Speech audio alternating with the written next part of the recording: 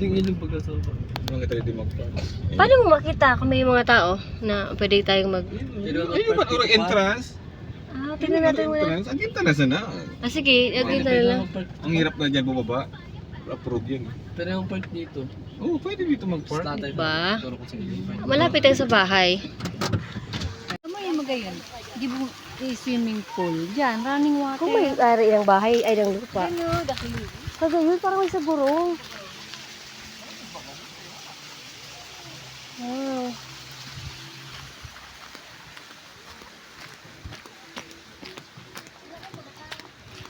Meron, may tao.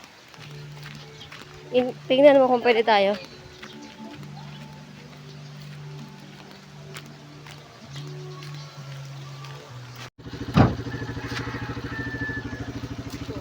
Ito pa oh. Banta dyan ah. Ang init-init bisa mo. Tara na, init. Grabe.